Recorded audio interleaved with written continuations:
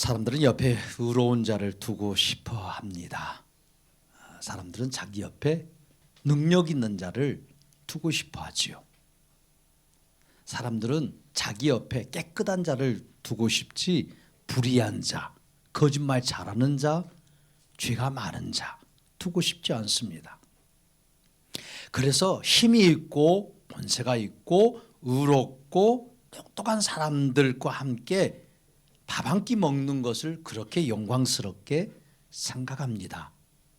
왜요? 그런 자들과 함께 밥 한 끼 먹고 그들과 함께 어울리는 것이 자신의 신분도 높여주고 자신도 그런 의로운 사람의 부류에 들고 그런 똑똑한 사람의 능력 있는 사람의 부류로 인정받을 것 같기 때문이죠.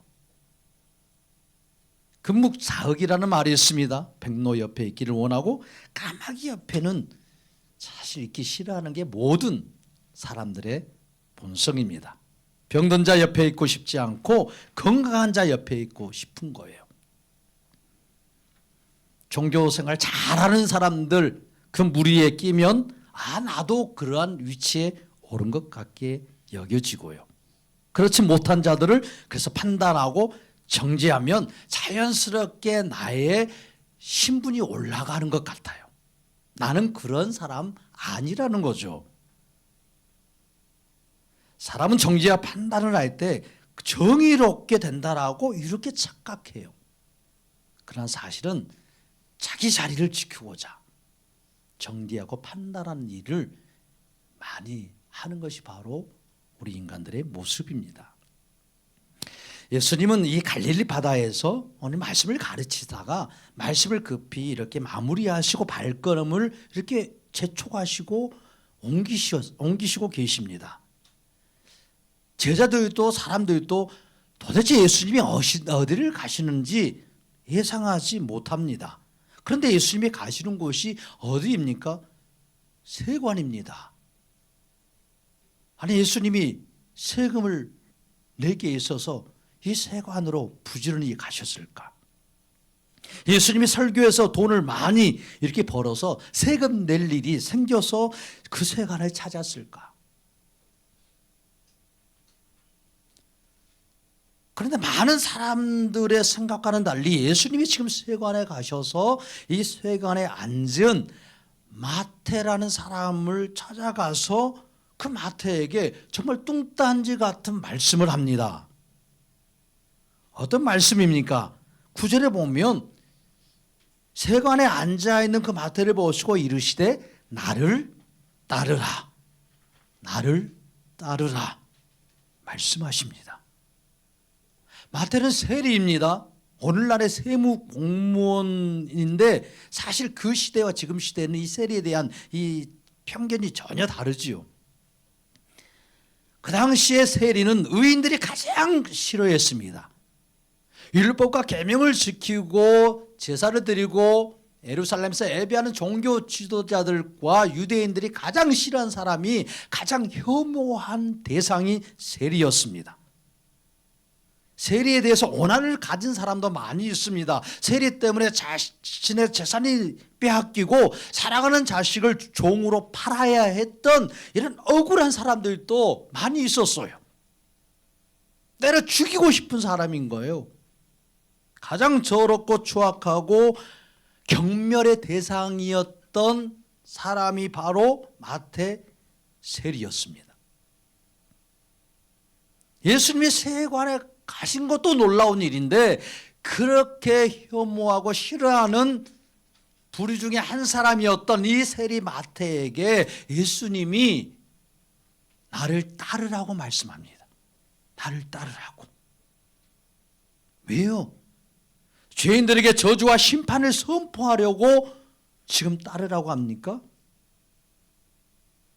설마 이런 자를 베드로와 요한처럼 제자로 삼으시려고 지금 부르십니까? 예수님은 어부와 같은 자들을 제자로 불러서 종교 지도자들에게 엄청난 비아냥을 드렸어요. 당신이 똑똑하고 의롭고 하나님의 말씀을 잘 전하는 이런 지도자가 되려고 한다면 네 옆에 그래도 예루살렘에서 잘 나가는 사람들, 예루살렘 대학을 나온 사람들 옆에 두고 그런 사람들을 보좌진으로 세워서 그렇게 가르치고 그런 위치에 올라야지 무슨 어부들을 데리고 뭔 일을 하겠냐고. 너도 어쩔 수 없이 그런 시골 출신이니까 그런 일밖에 하지 못한다고 하면서 그렇게 비아냥대는 소리를 수없이 들었습니다. 그런데 지금 예수님이 세리예요, 세리. 세리 마태와 같은 자를 지금 부르는 거예요. 그렇게 되면 예수님의 체면은 어떻게 되겠어요? 예수님이 높아지지 않아요. 예수님도 세리의 수준이 되어버려요. 예수님도 세리와 같은 그런 더럽고 추악한 그런 사람들의 친구, 죄인이 되는 거예요. 세리가 받을 욕, 예수님도 똑같이 받아야 돼요. 경멸과 욕을 받아야 되는 그런 자리로 내려가야 합니다. 예수님이 세리 마태와 함께 있으면 그 세리 마태가 높아지는 게 아니에요. 예수님이 죄인 되어버리는 거예요. 그 시대에서는 예수님이 정죄받는 자리에 들어가는 거예요. 예수님이 경멸을 받아야 될 자리에 서게 되는 것 불보듯 뻔한 일입니다. 도대체 왜 예수님은 세리 마태에게 그럼에도 불구하고 나를 따르라고 이렇게 부르십니까? 예수님의 행동은요, 이것으로 멈추지 않습니다. 나중에 세리 마태의 집에 가서 죄인들과 함께 앉아서 세리 마태를 옆에 앉히고 또 세리 마태의 친구들인 많은 세리들과 그런 장녀들을 옆에 앉히고 죄인들과 함께 먹고 마셔요. 음식과 포도주를 먹고 마시면서 정말 즐거워하고 웃으면서 이 잔치를 벌이는 거예요. 정말 도무지 이해할 수 없는 예수님의 모습이에요. 하나님이 창조하신 인간은 하나님의 부르심을 매우 기뻐하고 즐거워했습니다. 하나님과 함께 있는 것을 가장 좋아했어요. 하나님이 인간에게 주신 지식과 지혜와 모든 이 지혜와 지식이 모든 피조물들을 다스리고 정복할 수 있는 자신들의 힘이고 능력의 근원이라는 것을 이 인간들은 너무 잘 알았어요. 창조된 인간은 하나님이 부르셔서 그의 곁에 있게 하실 때 다른 어떤 것보다 즐겁고 기쁜 일이었습니다. 자신이 모든 피조물을 창조하지 않았는데도 그 모든 피조물들이 자기의 말을 듣고 복종하는 것을 보면서 자신의 위치가 모든 피조물 중에 가장 으뜸이라는 것을 정확히 알았어요. 그리고 이 모든 권세가, 이 말의 권세가 하나님이 주신 은혜이고 지식이고 지혜고 능력이라는 것을 분명히 깨닫고 그 하나님을 찬양했습니다. 인간은 그래서 하나님이 찾아오실 때마다 매우 기뻐했고 하나님이 부르실 때마다 정말 마음의 기쁨과 평안이 넘쳤어요. 그래서 하나님과 함께 머무르는 것을 매우 즐거워했습니다. 하나님이 싫어하는 것 인간도 싫어했고 하나님이 좋아하시는 것 인간도 즐거워하면서 행하는 기쁨을 누렸습니다. 그런데요, 그런 인간이 어느 순간부터 하나님의 부르심보다요 자신이 부르고 싶은 자가 되고 싶은 거예요. 하나님과 같은 위치에 올라가고 싶은 타락한 마음이 들어옵니다. 자신이 중심이 되고 자신이 높아지고 자신이 다른 존재들을 위대하게 만들어주고 다 복종시키는 그런 주인이 되고 싶은 거예요. 하나님처럼 되고 싶었어요. 그래서 하나님의 자리에 앉고자 선악과를 따먹고 타락합니다. 타락한 인간은 하나님의 부르심으로 얻게 된 그 모든 신분과 위치를요 한순간에 다 잃어버립니다. 모든 피조물 중에 가장 높은 자리에서 다스리던 그런 자리에서 정복하는 그런 자리에서 이제는 피조물과 똑같은 자리로 떨어지고 오히려 다른 피조물들에게 짓밟히고 도망쳐 다녀야 되는 그런 비참한 신세가 되었습니다. 자연이 무서워지고 그렇게 말 한마디로 다스렸던 맹수들에게 겁에 질려서 도망 다녀야 되는 신세예요. 인간이 타락해서 하나님의 부르심도 싫어하고 하나님의 곁에 머무는 것도 싫어하고 하나님과 먹고 마시는 것도 싫어합니다. 타락한 인간은 자신이 그 부르심의 중심에서 다른 사람들을 부르고 다른 사람들을 종삼는 일을 매우 즐거워하면서 더 높은 지위에 오르고 더 힘을 얻으려고 그곳으로 달려가는 인생이 되어버렸습니다. 그러나 결국 배신당하고 버림당하는 비참한 자리에 또다시 떨어져서 애통하고 비통해하는 그런 인생을 살다가 영원한 지옥에 들어가는 것. 이것이 타락한 인간의 반복되는 역사였고 운명이고 타락한 인간이 처한 실체입니다.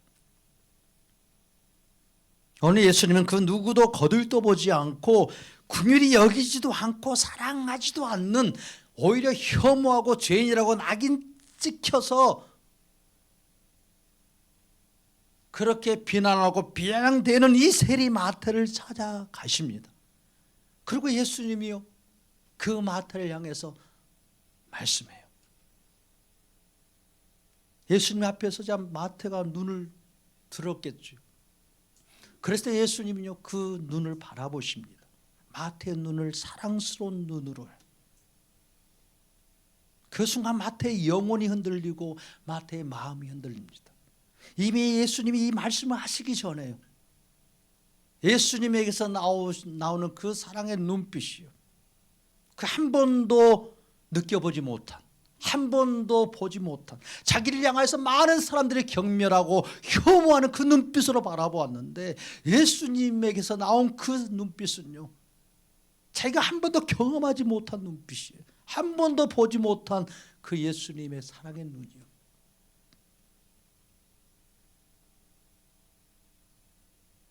예수님이요. 그리고 나를 따르라 말씀하십니다. 예수님의 부르심은요 단순히 따르라라는 명령이 아니에요. 이 부르심은요 예수님의 가장 가까이에서 예수님과 함께 먹고 마시고 예수님의 삶과 사역을 함께 나누는 이런 제자로서의 이런 부르심이었어요. 예수님의 부르심은 의롭고 지혜롭고 성경에 탁월했던 바리새인이나 서기관들이 아니고 가장 더럽고 추악하고 사람들이 싫어하는 이 세리 마태를 예수님은요 제자로 부르시는 거예요. 함께 먹고 마실 수 있고 옆에 두고 싶은 자로 부르십니다. 나를 따르라. 예수님의 이 말씀은요 세리가 평생 한 번도 들어본 적이 없는 말씀입니다. 의인도 경건한 자도 자기를 거룩하다고 여기는 유대인들 중에 그 누구도 세리 마태에게 이렇게 말한 사람이 없었어요. 나를 따르라고, 나에게 오라고.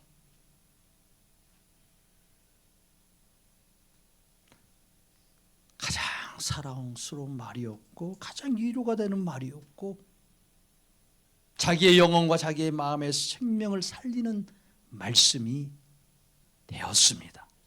모두가 다 자기를 싫어했어요. 죄인이라고 비난했어요. 심지어 아이들조차도 마태의 집에 돌을 던지면서 도망가는 일들이 비일비재했어요. 그런데 거룩하고 의인이라고 여겨지던 이 예수님이 자기에게 지금 찾아와서 나를 따르라고 말씀하시는 거예요. 예수님은 마태에게 생망하는 차가운 명령으로 호통치는 말로 나를 따라라 하고 말씀하신 게 아니에요. 죄인을 불러서 곁에 두시려는 따스한 창조주의 음성으로, 마치 사랑하는 신랑이 신부를 부르는 음성으로 마태에게 말씀해 주십니다. 예수는 세상의 시선에 전혀 아랑곳하지 않으십니다. 그리고 직접 세관에 찾아오셔서 잃어버린 사랑하는 그 신부를 찾은 것처럼 이제 나와 함께 가자고 사랑스럽게 말씀하십니다. 이 강력한 사랑의 부르심이 세리 마태로 하여금 자기 생명처럼 여겼던 돈줄이었던 이 세관을 박차고 일어나서 예수님을 따르는 이 놀라운 역사를 일으켜 주십니다. 그의 영혼과 마음을 움직이십니다. 예수님은 가장 더럽고 추악한 세리의 마음과 영혼에 들어가신 것처럼 예수님은 사람들의 시선을 아랑곳하지 아니하시고 세리마태의 집으로 들어가시는 거예요. 세리마태의 집은 죄인의 집이라고 이미 평판이 나 있었고 어떤 의인이라고 여긴 사람은 들어가지 않았어요.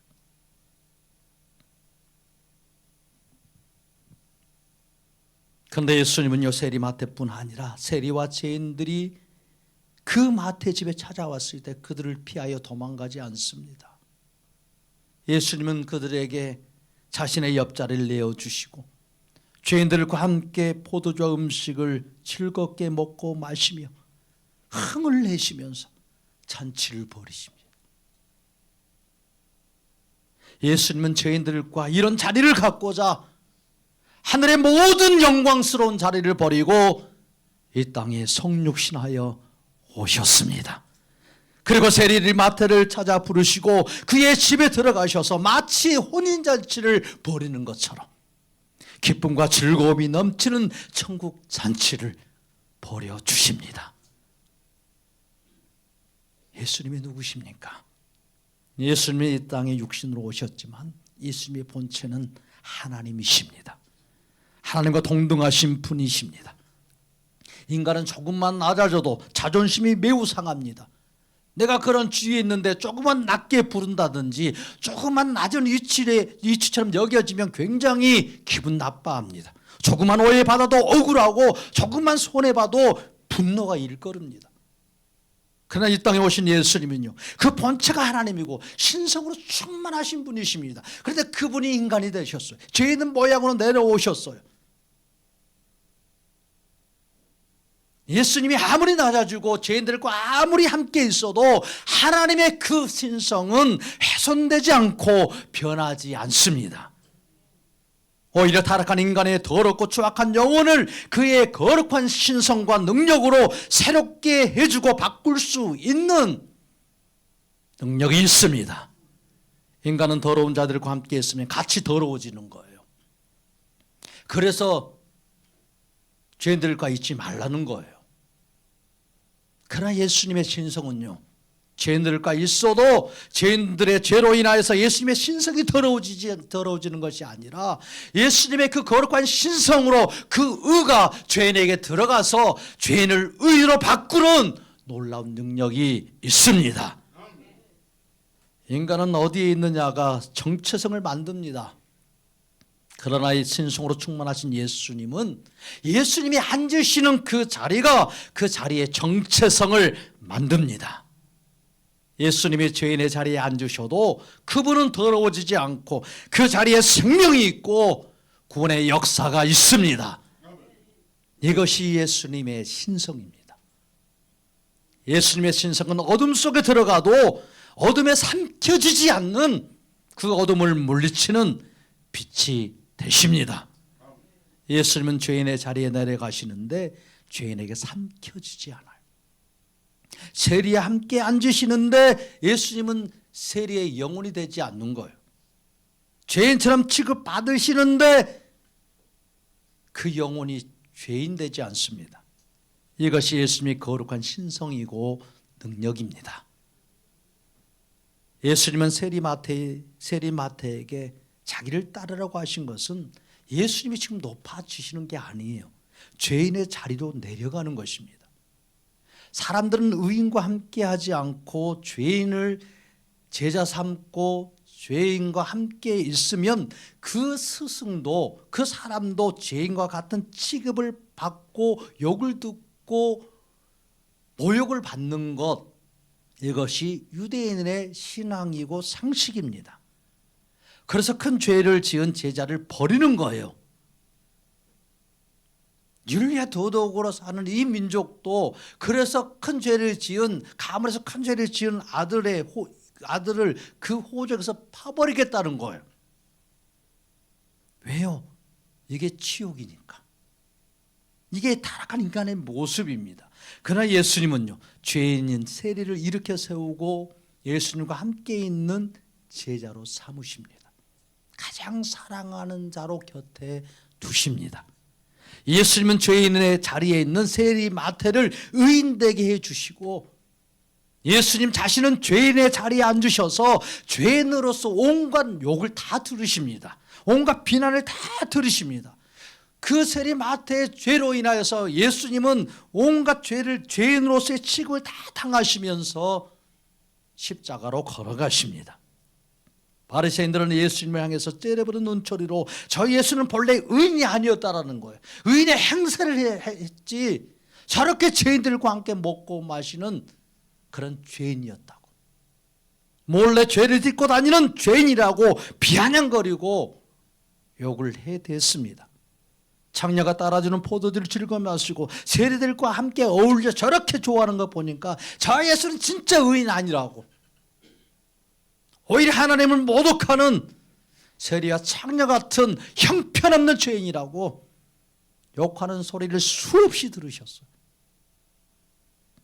입으로는 하나님의 말씀을 하고 뒤에서는 죄를 지는 저 예수는 하나님을 모독하는 자라고, 이중인격자라고, 율법을 깨뜨리는 자라고, 마치 자기가 진리인 양 사람들을 호도하는 귀신 들린 자라고 이렇게 모욕하는 수없는 소리를 들으셨어요.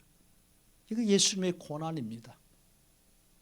죄인을 살려주시고 죄인의 자리에 앉으셔서 그 죄인을 의인으로 바꾸어 주시려고 당하신 예수님의 고난이고 예수님의 애통함이고 예수님의 사랑입니다. 예수님은 죄인의 자리에 앉으셔서 그 죄인들을 의인으로 바꾸어 주시고 의인의 반열에 들어서 그 기뻐하고 즐거워하는 그 모습, 이 천국의 맛을 보여주고 싶으셔서 이렇게 죄인을 찾아서 죄인의 자리에 들어가셨지만은 오히려 타락하는 인간들은요, 예수님을 죄인의 자리에 세워서 십자가에 못 박혀 죽입니다. 두 강도보다 더 악랄한 죄인이라고. 예수님은 죄인의 자리에 끝까지 내려가셨고 죄인의 자리에 끝까지 머무셨고 죄인의 자리를 죽으실 때까지 그 자리를 떠나지 아니하심으로 죄인들을 의인의 자리에 앉게 해주시는 이 놀라운 구원을 이루어 주셨습니다. 예수님의 역할은요, 죄인을 고치는 전문가가 되는 것이 아니라 죄인의 자리에 함께하는 분이셨어요. 예수님은 죄인을 부르시며 자기 자신을 보호하지 않으셨습니다. 자기 자신을 비난에 노출시키고 오해에 노출되고 정죄에 노출되는 그 길도 마다하지 않고 죄인 취급받으며 그 길을 걸어가셨습니다. 죄인을 살려서 의인의 자리에 앉게 하시는 것, 이건 죄인을 멀리하고 고쳐서 의롭게 만든 다음에 가까이 두시는 게 아니에요. 이건 예수님의 방법이 아니에요. 예수님은 그 죄인과 함께 그 자리에 앉아서 그 죄인을 살려주시는 놀라운 사랑으로 충만하신 분이십니다. 예수님은 죄인을 부르며 높아지지 않으셨습니다. 죄인을 부르며 자기를 낮추셨습니다. 예수님이 세리마태의 집에 들어가신 것 한 번의 이벤트가 아니에요. 예수님이 누구신지를 드러내는 자기 계시의 모습입니다. 사람들은 구원자는 의인의 자리에 있어야 된다고 생각했어요. 깨끗한 사람들의 곁에 있어야지. 구원자로 오시는 분이라면 깨끗한 사람들에게 와야지. 의인들에게 찾아와서 칭찬해주고 죄인들을 향하여서는 정죄하고 책망해서 심판하셔야지.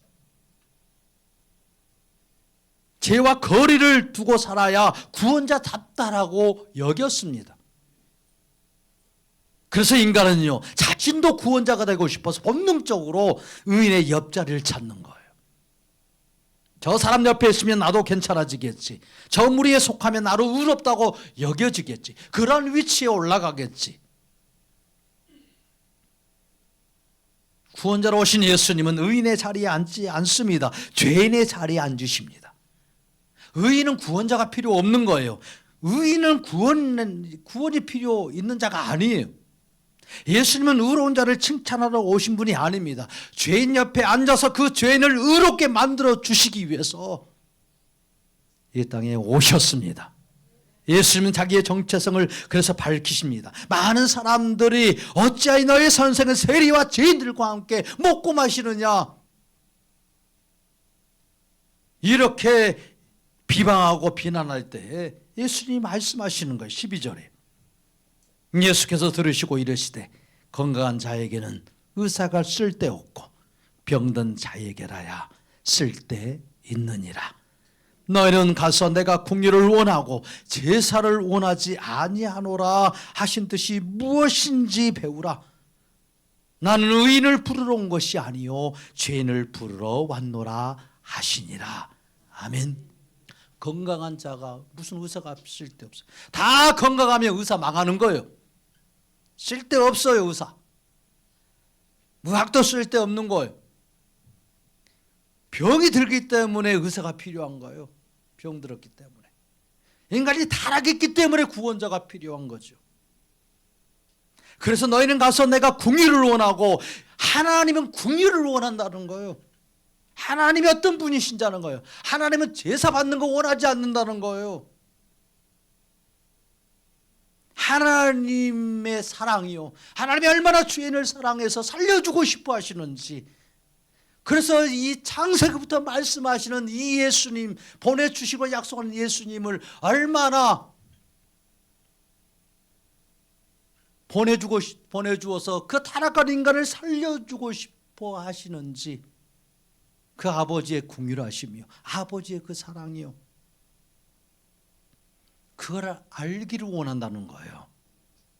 아무리 제사를 수천 번, 예배를 아무리 수천 번, 기도를 수만 번 할지라도 하나님의 그 심정이 무엇인지를 모르고, 예수님의 그 마음이 무엇인지를 모르고, 아무리 기도하면서 수백 시간 수천 시간 기도가 예배 드린다고 한들 그것이 무슨 하나님께 유익이 되겠어요.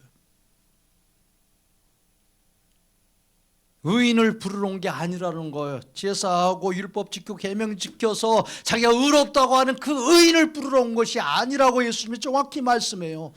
너희들이 아무리 그렇게 해도 너희들은 의롭게 될 수 없다라는 거예요. 그래서 계명을 다 풀어주고, 너희는 이렇게 들어서 나는 이렇게 말한다라고 그렇게 십계명도 다 풀어주시면서 너희는 그걸 다 못 지킨다라는 거예요. 그래서 내가 왔다라고 말씀하시는 거예요. 죄인을 부르러 왔노라. 죄인을 부르러 왔노라. 예수님은 의인이 하나도 없는 이 땅에, 하나도 없는 이 땅에 율법을 주었어도 계명을 주었어도 그것을 지켜서 의롭게 된 자가 하나도 없었기 때문에, 수천 년을 기다려도 한 사람도 그런 의인이 나타나지 않았기 때문에 예수님이 때가 참에 이 땅에 오셨습니다. 죄인을 부르러 오셨습니다. 의인이 없는 이 땅에 의인을 찾으러 오신 것이 아니라 모든 자들이 죄인이기 때문에 예수님은 죄인을 부르러 오셨습니다. 이것이 구원자 예수님이 이 땅에 오신 목적입니다. 사람들은 의인 옆에 앉아야 자신도 의롭다고 여기지만 예수님은 죄인 옆에 앉으셔서 그 죄인을 하나님 앞에서 의롭다고 만들어주시는 유일한 분이십니다. 부르심이 무엇입니까? 부르심. 인간의 부름과 예수님의 부름은요 완전히 다릅니다. 사람은 부를 때 목적이 있어요. 일을 시키기 위해서 부릅니다. 누구를 부르면 아야 뭐 좀 갖다 줘, 시키려고 불러요. 자기의 목적을 이루기 위해서 부릅니다. 또 자신의 왕국을 세우기 위해서 사람을 수단으로 불러요.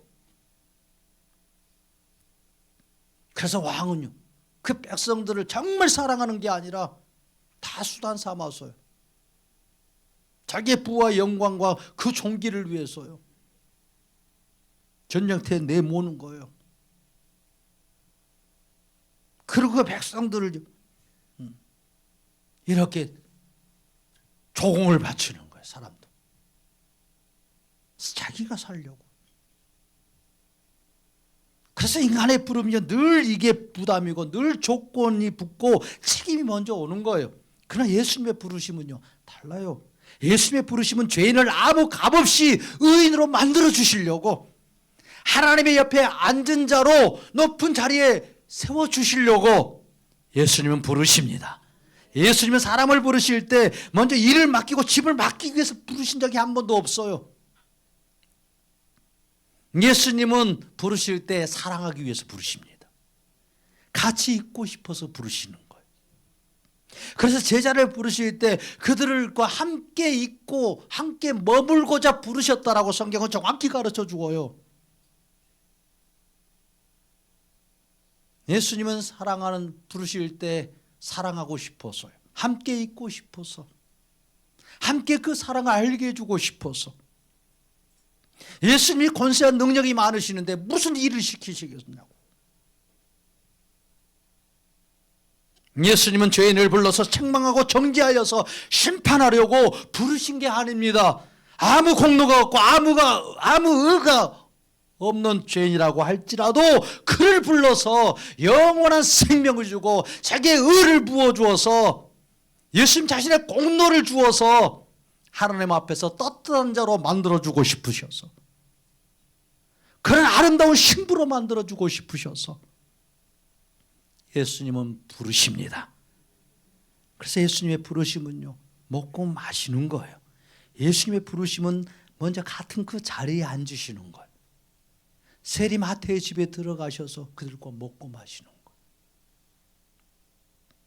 그래서 예수님의 부르심은요, 이 죄인의 자리에 앉아있던 자들을 의인의 회중으로 만드시는 거예요. 많은 사람들은 그곳이 죄인의 자리, 죄인의 집이라고 그렇게 비난하고 경멸하지만 하나님은 그 자리를 의인의 자리라고 인정해 주십니다. 의인의 자리라고. 시편 1편을 말씀해요. 복 있는 사람으로 예수님이 오셨기 때문에 예수님이 계시는 그 자리가 의인들의 회중이 되는 거예요. 예수님이 빠지면 그 자리는 죄인들의 모임이 될 수밖에 없어요. 아무리 경건한 자가 많을지라도, 아무리 의로운 자가 많을지라도 예수님이 없으면 그 자리는 죄인의 회중이 되는 거예요. 사단의 회당이 됩니다.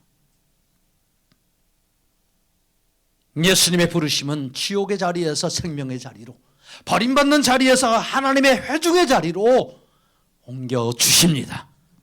예수님의 부르심은 사망에서 생명으로 옮겨주시는 생명의 부르심입니다.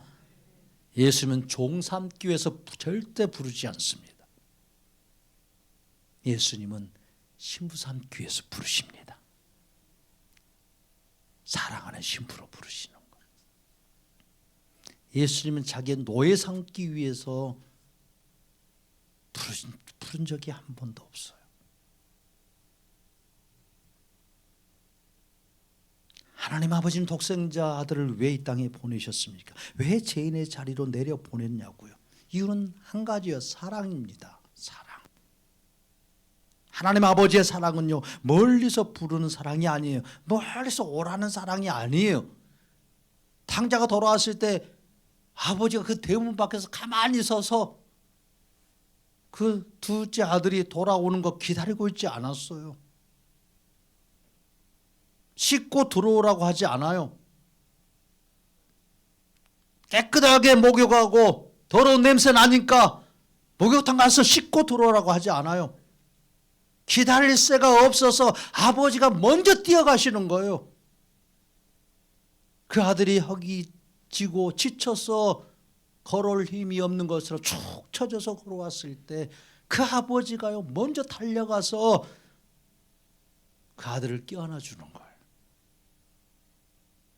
이게 하나님 아버지의 사랑입니다. 우리를 향한 하나님 아버지의 사랑입니다. 하나님 아버지는 독생자들을 보내셔서 죄인의 자리에 앉게 하시는 거예요.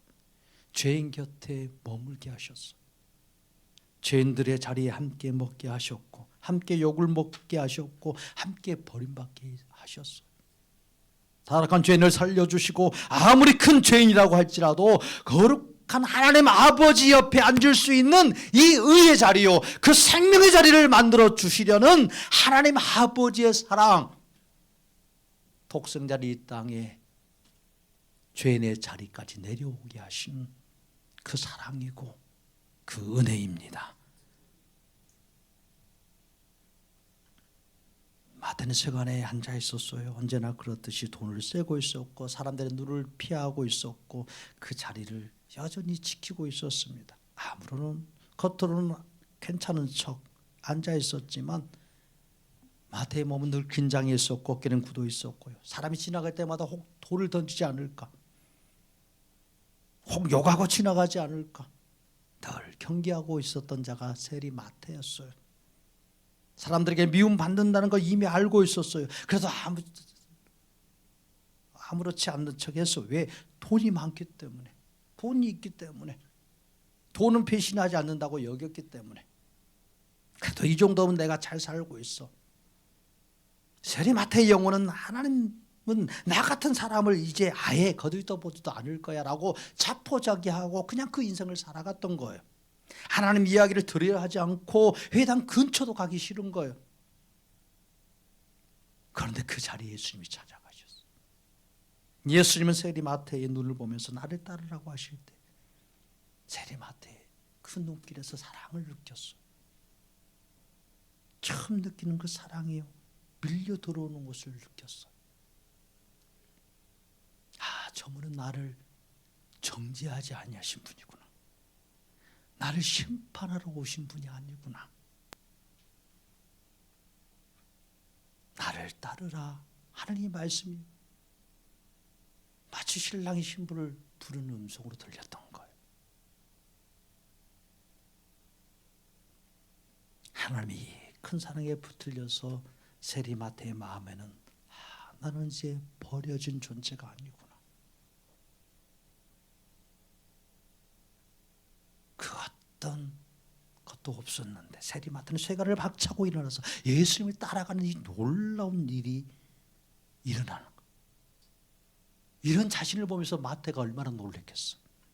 마태 자신도. 세리 마태는 더 이상 세리 마태가 아니었어요. 예수님이 그 집에 찾아오셨고 그 집에 들어가서 먹고 마시면서 예수님 옆에 앉으시는 그 자리에 앉는 이 놀라운 천국의 복을 받는 자가 되었습니다. 예전까지 이런 웃음을 웃어본 적이 없었어요. 이렇게 평안을 맛본 적이 없었던 거예요. 세리 마태는 여전히 세리였어요. 사람들의 눈에는 여전히 죄인이었어요. 그러나 예수님은 이미 마태를 의인의 자리에 앉혀주셨습니다. 세리 마태는 의인이라고 여기는 어떤 자도 자신 곁에 오기를 싫어했는데 정말 거룩하고 의롭다고 여기신 예수님이 자신과 같은 죄인에게 와서 함께 해주시는 이 평생에 한 번도 누려보지 못한, 가져보지 못한 이 놀라운 위로와 평안을 누리는 놀라운 복을 얻었습니다. 예수님이 들어가면 이런 은혜가 있습니다. 천국은요, 죽어서 가는 곳 아닙니다. 천국은 죽어서만 가는 곳 아니에요. 그래서 예수님이 말씀하십니다. 천국은 여기 있다 저기 있다 하지 말 것이라. 너희 마음에 있다고. 예수님이 들어가면 그곳이 지옥이 아니라 천국입니다. 예수님과 함께 앉아있는 그 자리는 이 땅에서도 천국입니다.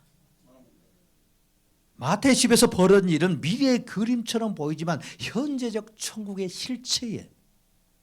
예수님이 마태의 집에 들어가셔서 함께 먹고 마십니다. 유대인에게 함께 먹고 마신다라는 같은 신분이 된다라는 거예요.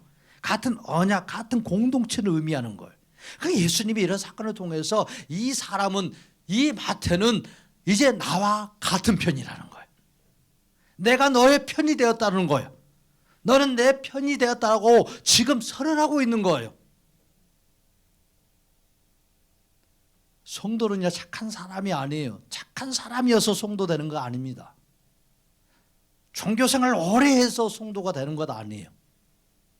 교회 안에 오래 머물러 있다고 해서 성도가 저절로 되는 거 아닙니다. 성도, 이 땅에서 가장 존귀한 자가 성도예요. 예수님이 보실 때 가장 존귀한 자가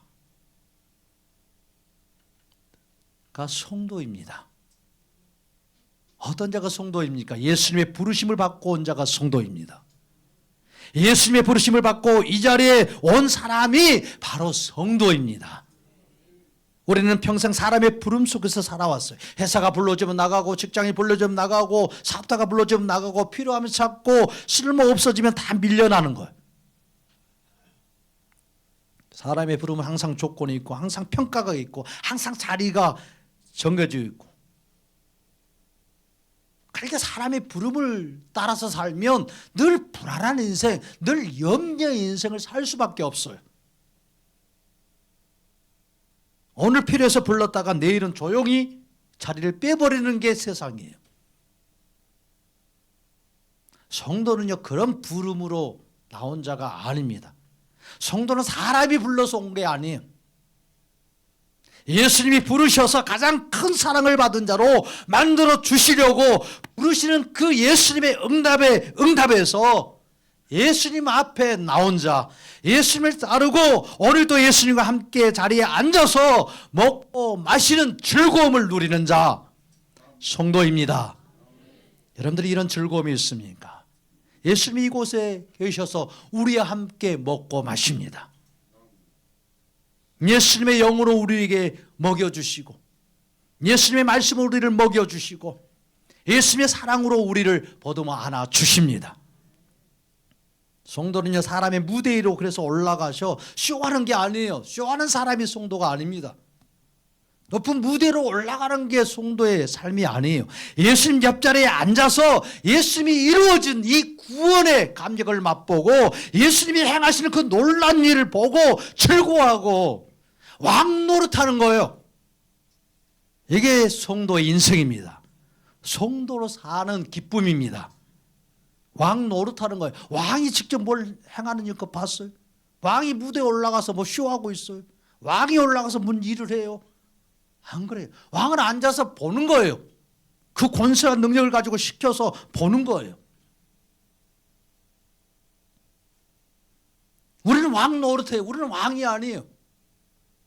예수님 옆에 앉아서, 만왕의 왕 되신 예수님 옆에 앉아서 세상이 어떻게 움직여지는지, 이 땅이 어떻게 예수님 안에서 역사하고 예수님의 그 역사로 인해서 움직여가는지, 예수님이 무슨 일을 행하고 역사하시는지, 그것을 보고 기뻐하는 거예요. 그것을 보고요. 이게 왕 노릇하는 거예요. 그래서 예수님이 왕이시니까 우리는 귀 옆에 앉아있는 왕비들이에요.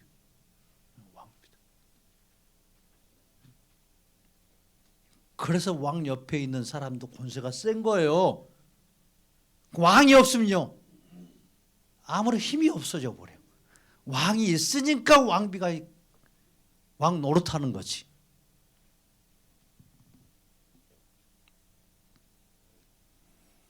그러니까 성도는요, 사람의 평가에 목숨 걸 필요가 없어요. 사람들의 어떤 안색에 막 내 영과 내 마음, 내 삶이 이렇게 좌지우지 될 필요가 없어요. 왜 사람들의 평가에 움직여서 사냐고요? 사람이 부르는 인생입니까? 아니에요. 성도는 예수님이 부르는 인생입니다. 예수님의 부르심을 받고 사는 인생이기 때문에 성도는 땅에 있어서 가장 존귀한 자라고 예수님이 인정해 주십니다. 하나님의 그 사랑은 멈추지 아니하고 그 영혼과 그 삶을 붙들어 이끌어 가십니다. 좌우에서 앞뒤에서 뭐가 걱정이냐고. 그래서 성도는 자기 자리를 막 증명하려고 애쓰지 않아요. 그걸 막 보여주려고 애쓸 필요도 없어요. 이미 가장 안전한 자리, 가장 영광스러운 자리에 앉아서 예수님과 함께 먹고 마시는 인생으로 살아가고 있기 때문입니다. 성도의 자리는 예수님의 옆이에요. 이 자리는 사람이 빼앗을 수 없습니다. 실패가 무너뜨릴 수 없고 우리의 연약함도 이 자리를 빼앗을 수 없습니다. 그 어떤 것도 예수님의 이 사랑에서는 끊을 수 없습니다. 성도는 눈물이 있어도 예수님은 같이 계시는 거예요. 성도가 실패해도 예수님은 같이 계셔요. 성도가 죄 가운데 있어도 예수님은 버리지 않습니다. 늘 곁에서 함께 먹고 마시며 다시 이루어주고 그 손을 붙잡아 일으켜 함께 걸어가 주시는 분, 예수 그리스도이십니다. 끝없는 사랑으로 예수님은요, 우리의 옆자리를 한 번도 떠난 적이 없습니다. 그 자리를 지켜 주십니다. 성도는 혼자가 아니에요. 어떤 자리에 있든지 그 자리에 예수님이 앉아 계십니다. 그래서 그 자리는 절대 지옥이 되지 않아요. 천국입니다. 예수님은 마태를 단순히 불쌍히 여겨주신 게 아니에요. 예수님은 마태를 함께 다스리는 자로 불러주신 거예요. 그래서 성도들이 왕 노릇하리라. 이 말씀을 해주셔요. 너희는 왕 같은 제사장이라고. 너희가 장차 왕 노릇할 거라고. 이건 천국 가서만의 이야기가 아니에요.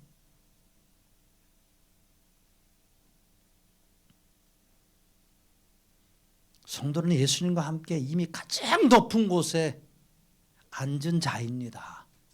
천국의 자리에 앉은 자예요. 이 땅의 자리가 중요해요. 이 땅에서의 내 이름이 중요해요. 예수의 이름만 있으면 되지. 예수의 이름.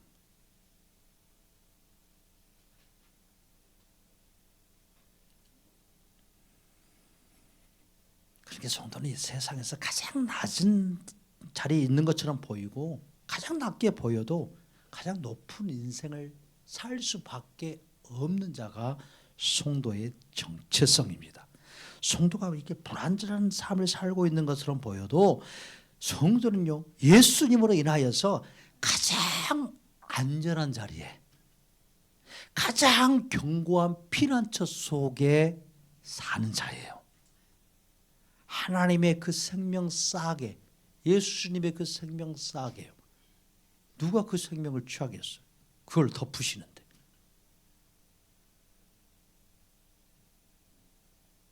가장 안전한 자리에 살고 있는 자가 예수님의 부르심을 받은 성도입니다.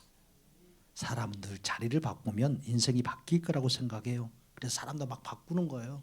직원도 바꾸고 환경도 바꿔보고 관계도 바꿔보고 심지어 교회까지 바꾸는 거예요. 그런데 상의 자리는 계속 바뀌는데 인생은 그대로예요.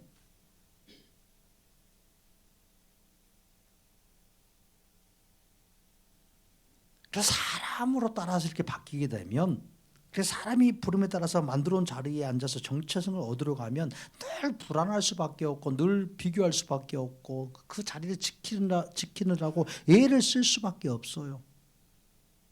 그런데 예수님은요, 그렇게 하라고 말씀하신 적이 없어요.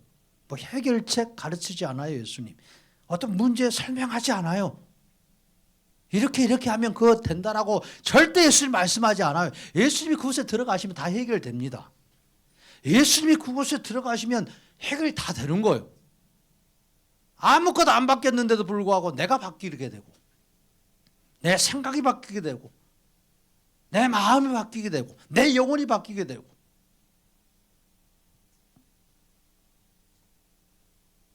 그러니까 마태에게도 먼저 회개하라고 그러지 않아요. 얼마나 더러운 죄인이에요. 그럼 10일 동안 회개하고 나한테 와. 그랬어야 되는데 예수님이 전혀 그런 말 하시지 않아요. 나를 따르라고 하시는 거예요.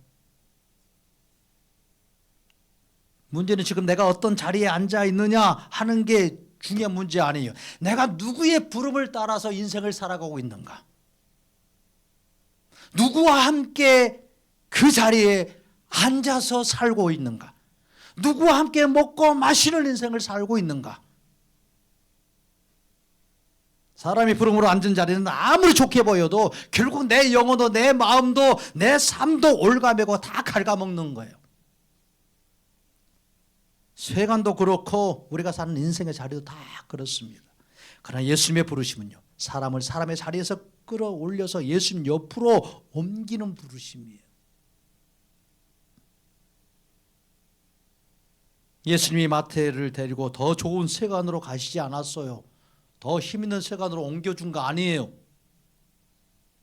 더 안전한 자리, 예수님의 옆자리로 옮기셔서 먹고 마시는 그 영원한 천국을 주는 자리예요.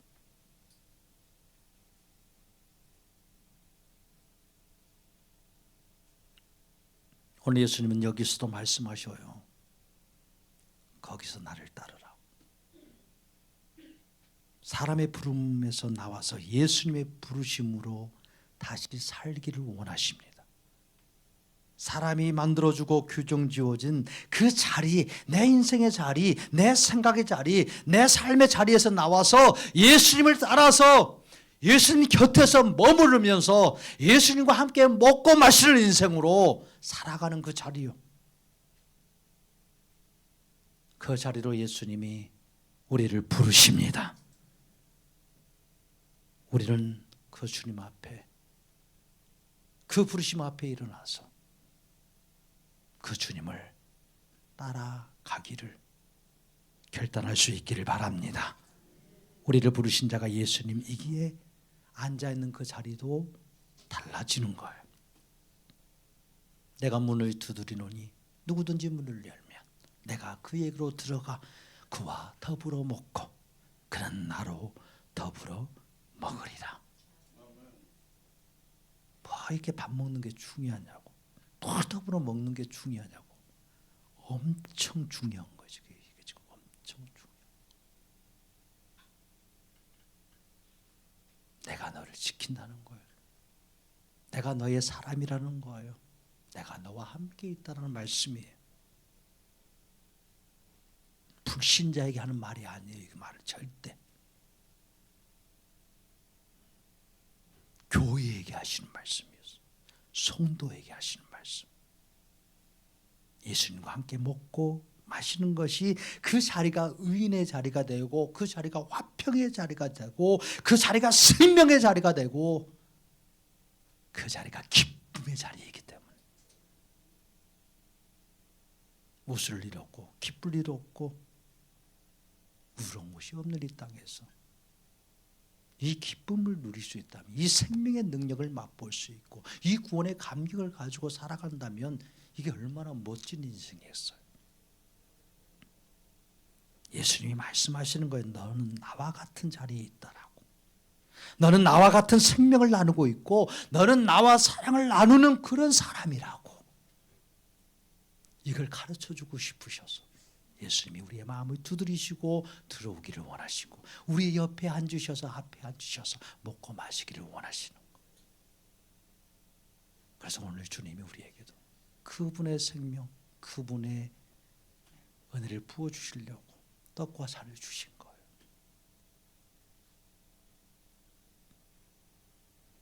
예수님이 세리마태에게 들어가셔서 그 자리에 앉아서 먹고 마심으로 구원에 이르렀다라고, 내가 너와 함께한다라고 말씀해 주시는 것처럼 오늘도 예수님이 우리에게 들어오셔서 함께 먹고 마시는 이 자리에서 우리에게 구원의 기쁨을 주시고 모든 죄와 사망과 애통의 슬픔의 자리를 천국의 자리로 바꾸어 주시고 예수님과 함께 먹고 마시는 인생으로